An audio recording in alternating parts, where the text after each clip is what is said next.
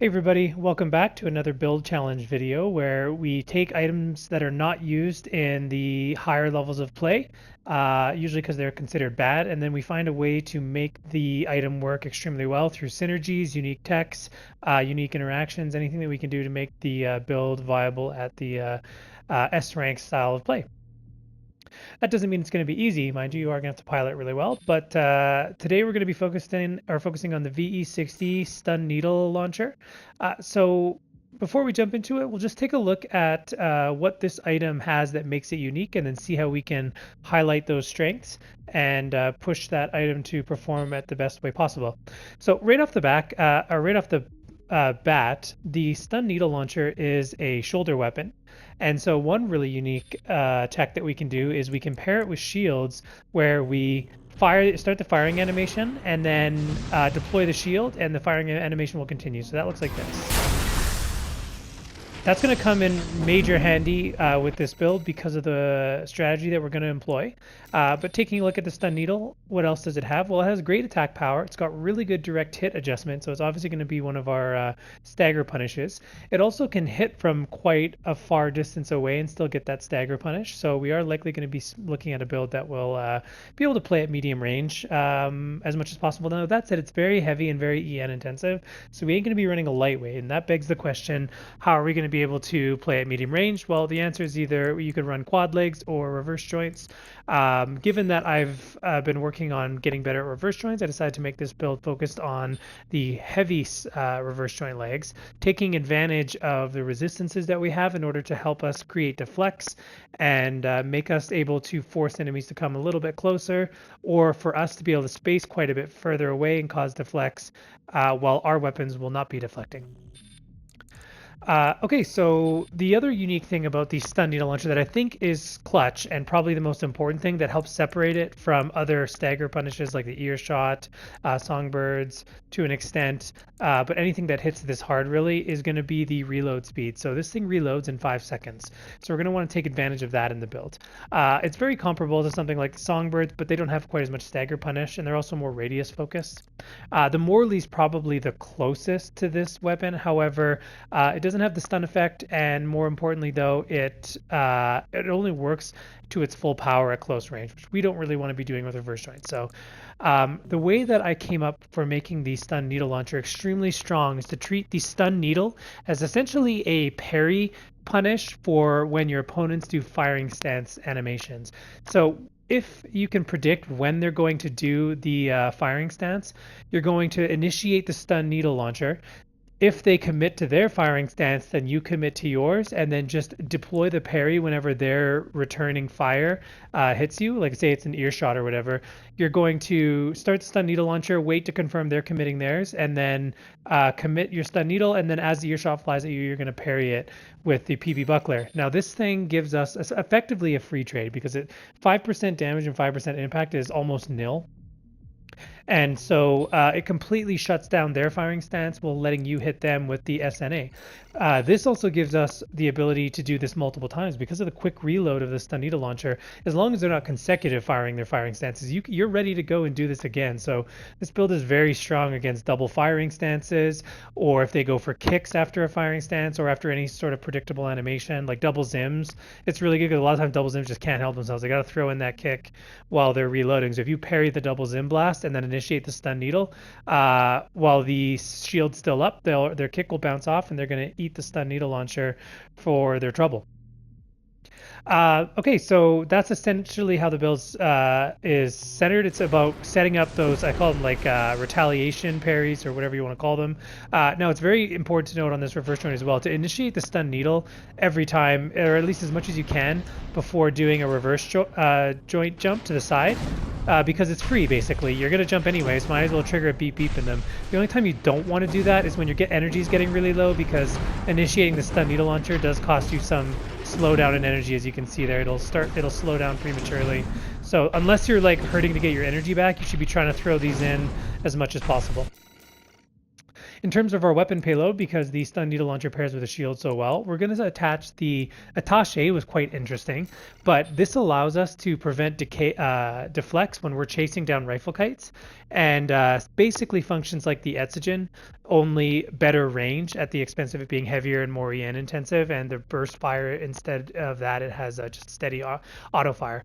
But it's really helpful whenever we chase down kites. I'll get into the strategies for how to do that. Effectively, you're just going to purge the stun needle launcher. But yeah, so we run the attaché for basically passive impact buildup and impact maintenance with our ducket. So if the opponent closes the gap, or if we're backpedaling, we can start using the ducket, and the attaché will prevent the impact from decaying on the shots. So it's going to keep hitting 315, then 630, then 945. It's going to build up impact incredibly fast and help us shut down builds that try to rush us down while we're effectively bunny hopping around and reestablishing that medium range to help us set up stun needles.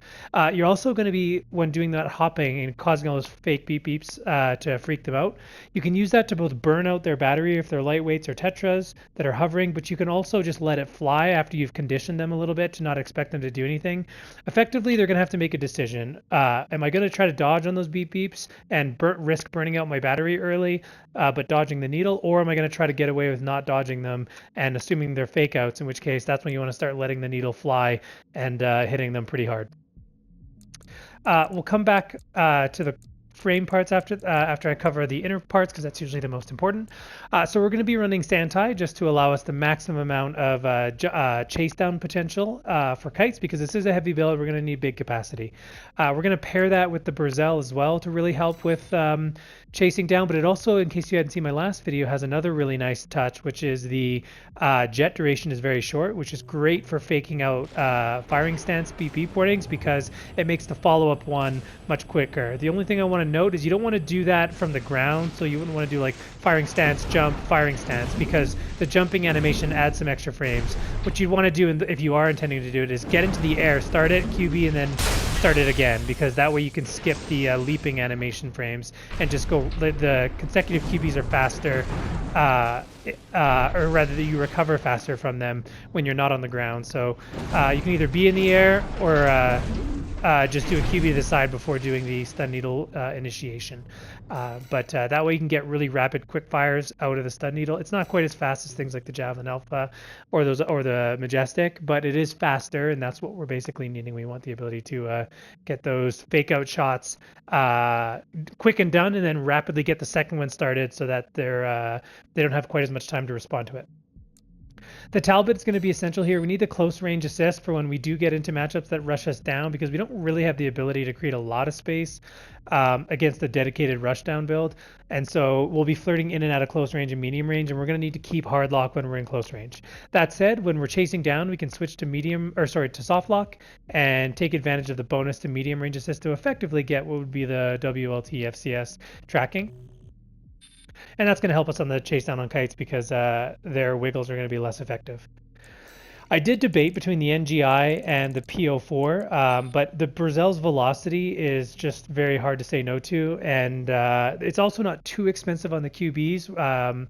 So the NGI was just a little bit too expensive when we're shuffling, or if we're just doing QBs. The recovery is pushing it a little close, especially because our EN supply efficiency isn't great with the Santai and this frame part. We did run the HAL in order to maximize both resistances and support that EN issue that the Santai is going to present. But we have just enough where if we bunny hop and then free fall drop, we basically get our battery back as soon as our boots touch the ground. Just enough to get it done. You're slowly decaying down, but you could even just wait for a split second. And if you are really having issues with EN, you can always deploy the PV Buckler if they try to punish you while you go for that EN regen. The PV Buckler might seem interesting, like why are you taking the perfect parry one? Not only does it really stack the trades in our favor when we do go for the stun needle, encouraging us to use that tech, but because the reverse joints have really good jump distance, usually we're going to be able to get a lot of room to cool, and if not, we've always got the Brazil's velocity while assault boosting on heavyweights to get us out of dodge and allow us to let the PV Buckler cool. So yeah, Brazil helps both in flight, getting away from builds that are very fast, and also helping us cool down our shield much more than the NGI would, both with its expensiveness to QB shuffle, but also it trades off velocity and assault boost EN efficiency. So too many trade-offs there, unfortunately. Even though it would be nice to have the QB reload a little bit shorter, the truth is you don't really need it, because when you jump, you can always wiggle to throw off the FCS at the end there until your boots touch the ground.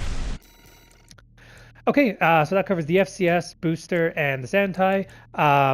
Going beyond that, the needle is very expensive, so we are trying to take advantage of deflects to make the most of our reverse joints.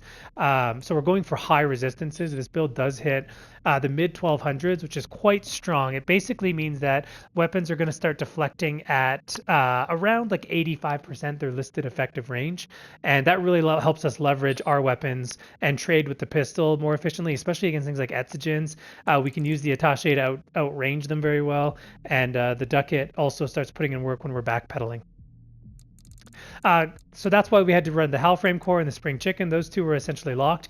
After that, I basically just looked for how much resistance can I get while having a reasonable weight and firearm spec. So the arms came first. We did need reasonable firearm spec to run the ducat with an attaché.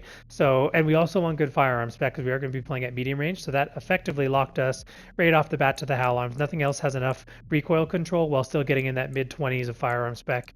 It would typically be more around like 100. So after some testing, there wasn't really any other options. It just happens to work out that these arms are also really good on resistance as well. Maybe could have made the Fermeza work, but we're not going lightweight. We're going heavy, and having more firearm spec was just the bread and butter on top. You might be able to justify the Mind Alpha arms as well. It does keep your weight low enough in order to get a bit more kinetic resistance, but it's not worth over-investing in deflect possibilities in this game. The margins are pretty slim on that, so you're not usually getting deflects unless you're, being able to jump into 200 meters out from their position. Lastly, the Mind Alpha Head, that came next. Again, just stacking resistance and stability. We don't really need missile lock, and we don't really need system recovery on this build because we've got the PB Buckler and a really good ability to trade impact if they close gap to use the stun guns. So we'll just start hitting them with the ducat while parrying, and they're going to get staggered before we get close. One last note of mention here, why the ducat over the Coquelette? So the Coquelette has better impact per second if you're impact maintaining it with an auto weapon. However, its magazine is too small for this build. We don't want to be reloading when we're chasing kites or fighting other like pistol builds or double zim builds. We want to make sure we stagger them in that first magazine. And the threshold of impact you can hit with the ducat, both with its larger magazine and its higher impact, even if it comes out a bit slower, is just more valuable to us. So 8 rounds, 315 impact per round, you're definitely going to have the ability to stagger builds if they do close the gap, which you will have in between your hops. Every time you hop, they're going to rush you down, then you're going to have to hop again. And so we're going to be using the PB Buckler when they do catch up, and we want to make sure that we can stagger them without having to fight around our reload as well. Also, the range helps out a little bit with kites. Not a ton. There's not a huge discrepancy here, but every little bit helps for chasing down lightweights. The last interesting note would be the expansion. So why assault armor on a build that is so defensive? Well, A, we need it for the stagger punish for kites. So our general strategy for them is going to be to purge the needle, chase them down with the Etsigin and the attaché while using the Burzel, and then every time we burn out our battery, deploy the PB Buckler to let us to get our boots on the ground and get our impact, prevent our impact from being built up while that little window happens.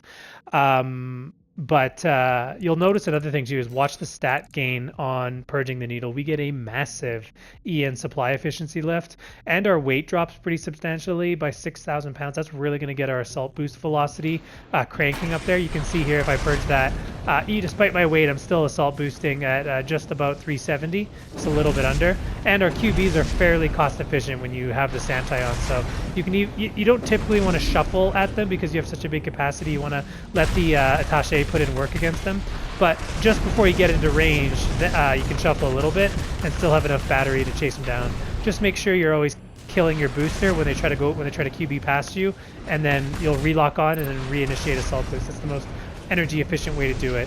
But remember, you need to have you can't be shuffling if you want your attaché to be poking them, so you kind of let them hit you while you're closing that gap, and then only interrupting that to block if they hit you with a nuke, like something if they try to shut you down with a charged terrace.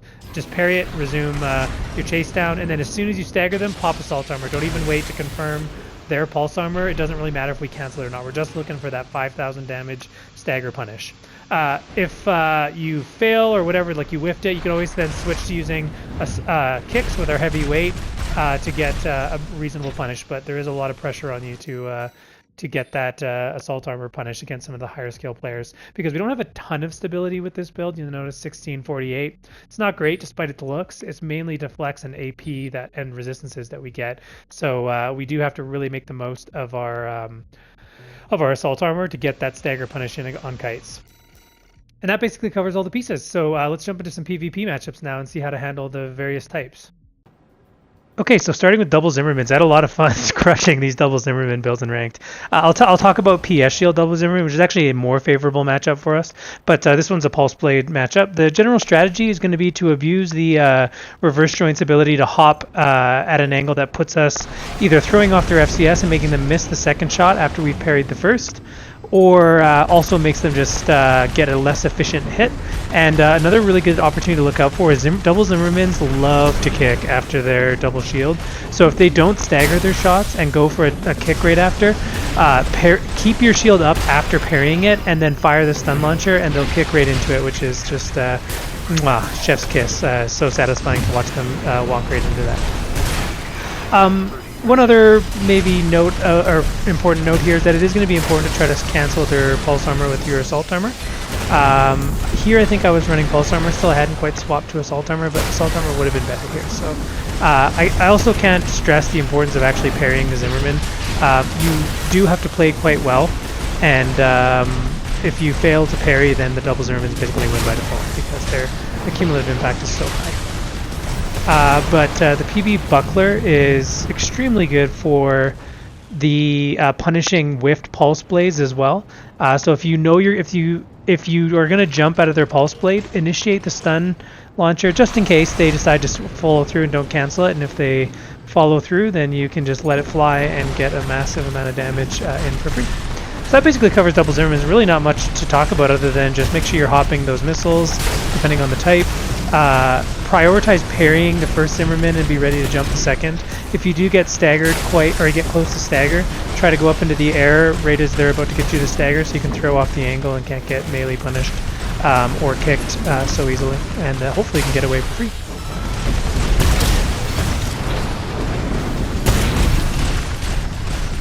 Just a couple of notes on the PS shield double Zimmerman, heavier bipeds. A couple advantages we have. A, their PS shield is really weak against full auto weapons, and the pistol included. It spaces out its shots enough to make parrying it really, it's just not worth giving up the momentum, so a lot of times they'll just agree to trade into it and try to secure a kick, which we know what to do then, parry and stun launcher.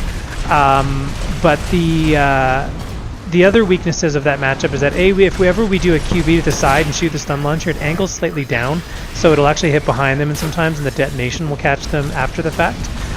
So that's one advantage. Second advantage is that their primary punish to stagger extend with the Zimmerman and like with both sides and then try to go in for a kick.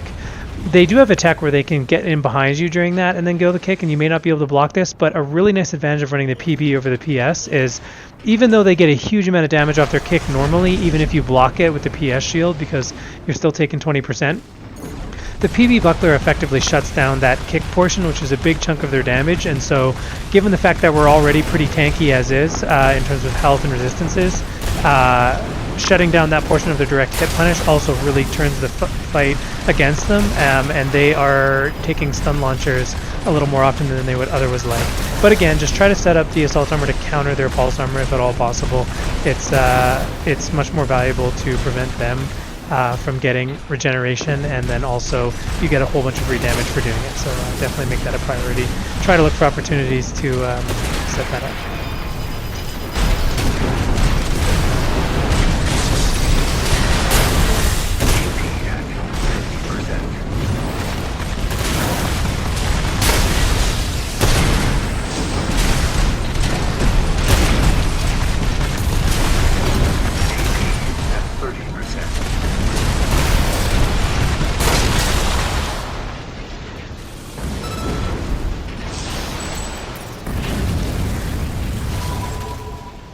Okay, Haldmans and then Sweet 16 punishes, or any other real close range punish. Haldmans are normally good at overwhelming shields because of their faster reload, necessitating more parries. But because we have the reverse joint legs, we really get a lot of breathing room on our PB Buckler. Every time we parry one and then leap the other, it throws off the FCS, and also the Haldeman's range really starts to show.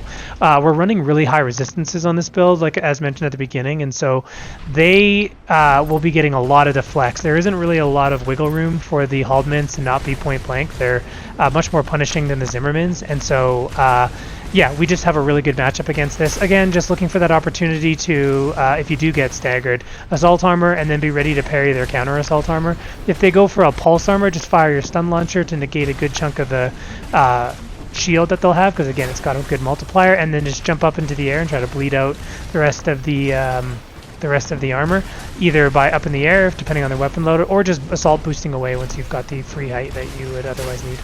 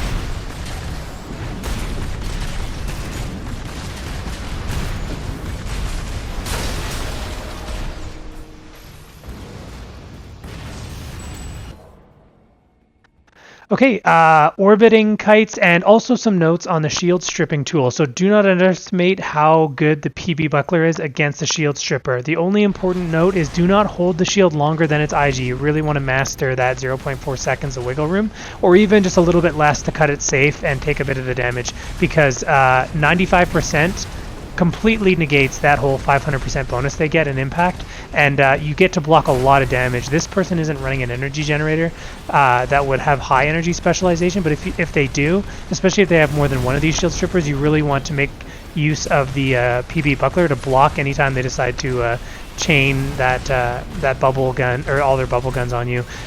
They overheat really quickly, so you can make a really effective use of the PB buckler if you're doing that. So just they could get tricky and not full fire the stream and just like do a quick bubble and then cancel it and then wait for you to drop the shield, but it's not really a huge issue. You may want to consider purging the stun launcher against the lightweights if they are super lightweight like this one here. I didn't, but you don't really need the stun launcher in these matchups. You can just go for your heavy reverse joint kick to get the majority of the stagger, and then your assault armor will often finish the fight anyways, but hadn't really dialed that in at this point.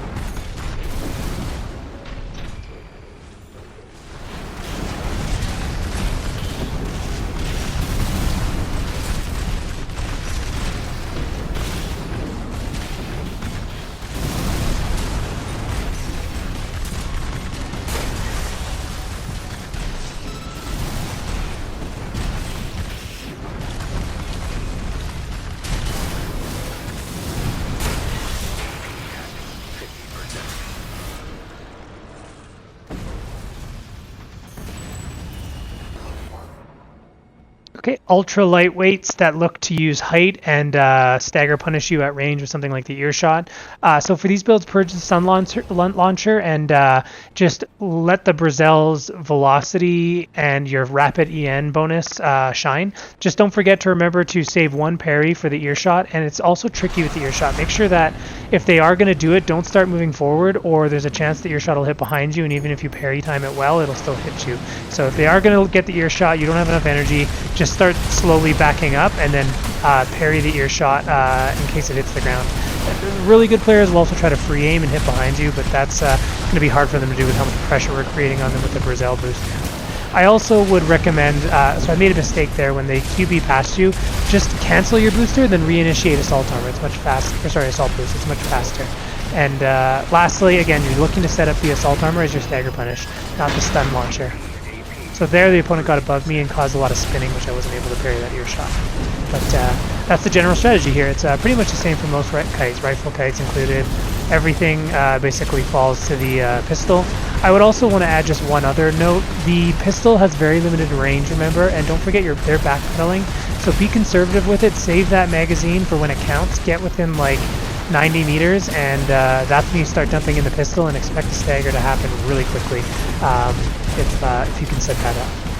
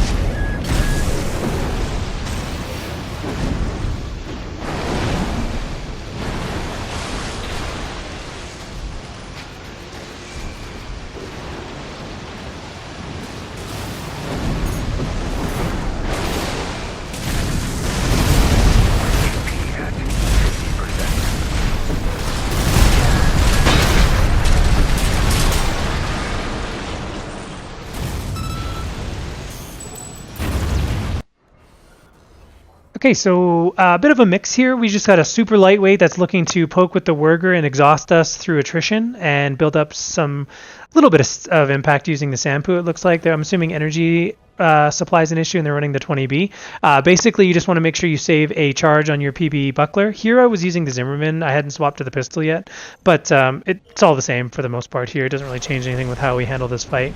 The big thing here, though, is to make sure you always have a charge on your PB buckler in case they decide to let fly a charged Wuerger. It charges fast and comes out fast, so you need to be ready to shut that down. I am running the stun launcher here in case they decide to go for charged Wuergers and I can read, but once I realized that they're being pretty conservative with those, I think you should purge the stun launcher, as it's not realistically worth it to hold still that option against lightweights like this.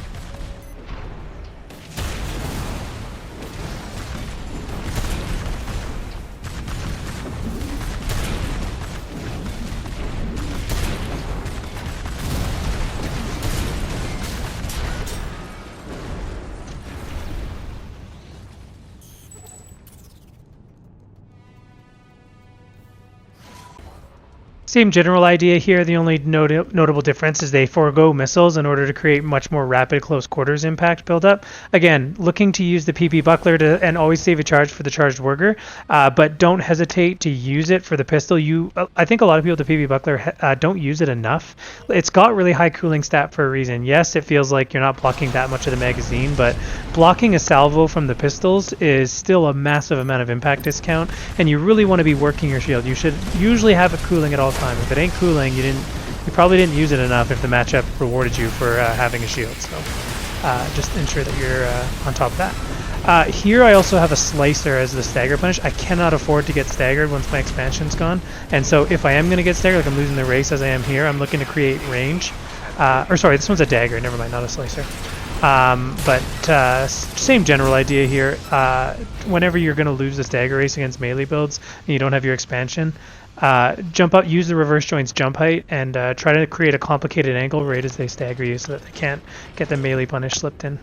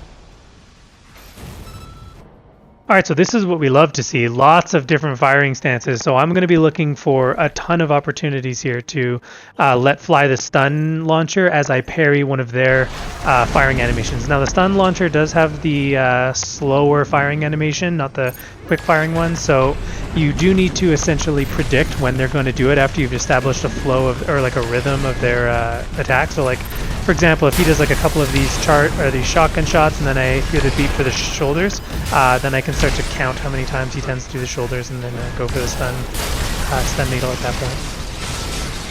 I also have the wrong expansion here. I needed assault armor. But besides the point. First round, I just spend it mainly learning his rhythm and learning that he tends to fire the shoulders quite aggressively, and that's when I'm going to look to set it up in the follow-up rounds. The other thing too is that if they tend to charge both laser shotguns, that usually means they're going to let fly both of them. So if you parry the first one, just assume the second one's coming, start the stun needle, and usually they're going to commit to it, and you can parry that one as well and trade into the stun needle for free.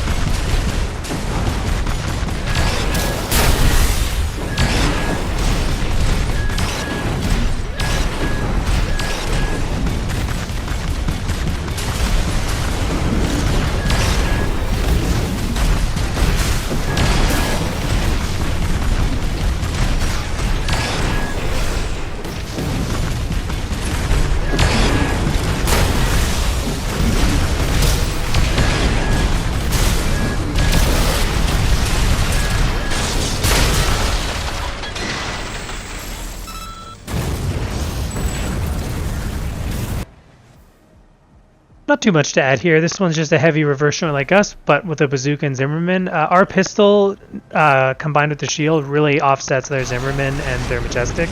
It's just a losing trade to be close to us for very long, and so basically the only thing you have to worry about in matchups like this is just don't waste your PB Buckler prematurely and run out of charges. Try to save one for the Majestic at all times, and for the Zimmerman, you don't have to block every single one, but it sure does help if you block one, and that'll give you enough of a health lead and a stability lead to basically win most of the trades.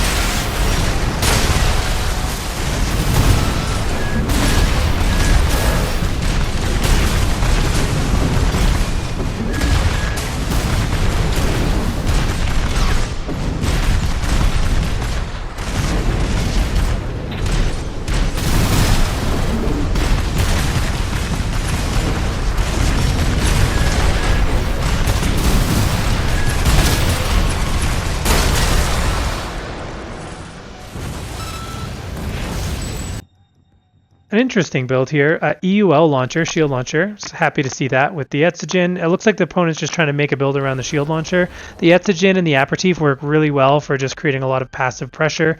Aperitif, i.e. you can launch that first, set a web, and then shoot the EUL launcher to the side so that the Aperitifs can all lock on.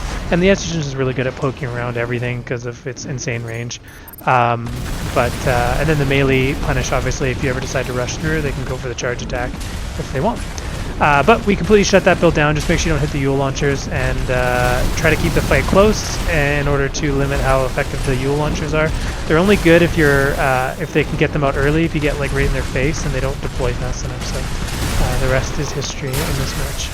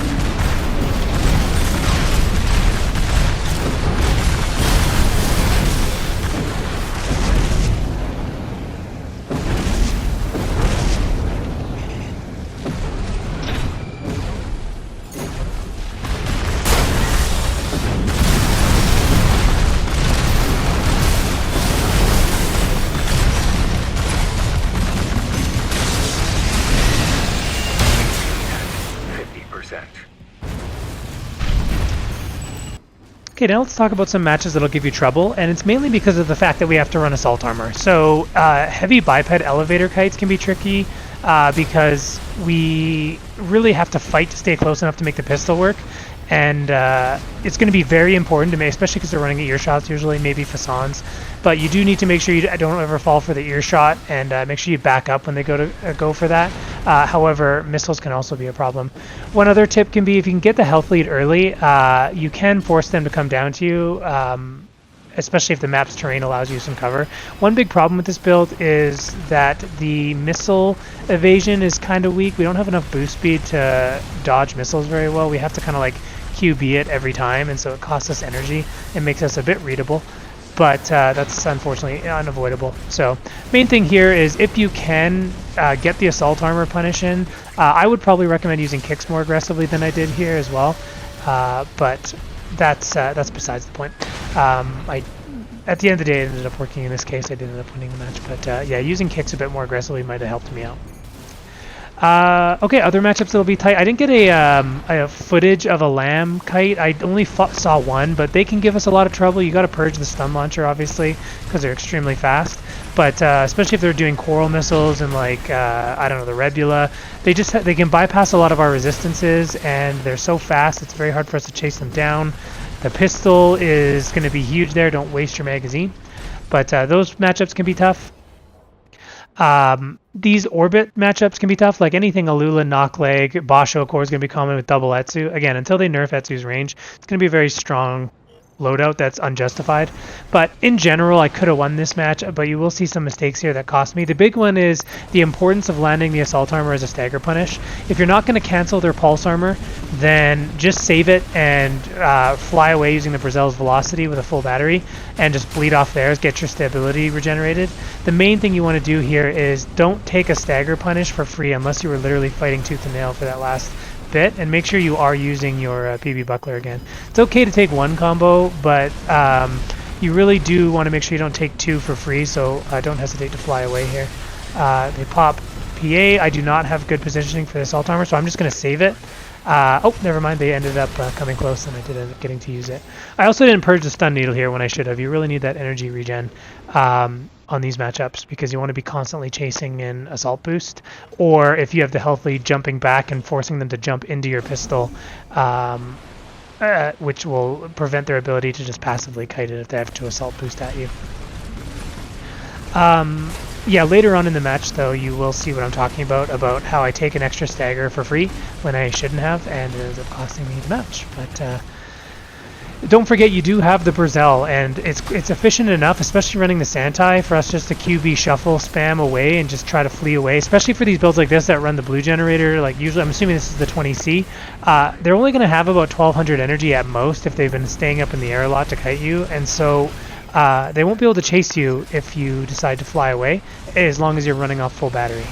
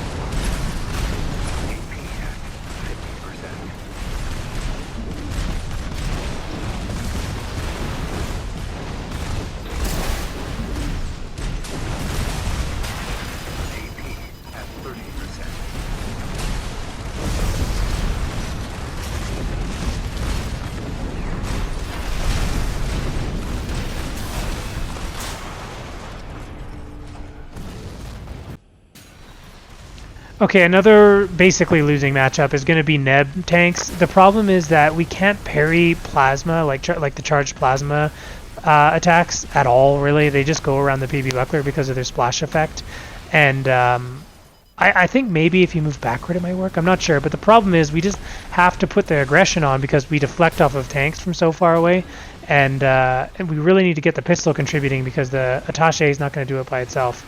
I guess if you got lucky with a stun needle at the beginning of the match and could avoid taking any missiles, you could potentially win just by ratting, but not an optimal strategy, obviously. So this is just roughly a losing matchup. There's just no way to get around it. Without pulse armor in order to help us secure the early health lead and force the tank to come to us, we're at a major disadvantage. And we can't risk purging the stun launcher either because we really need it helping to contribute for Stagger punish. We can't get away with just our kicks against a matchup like this.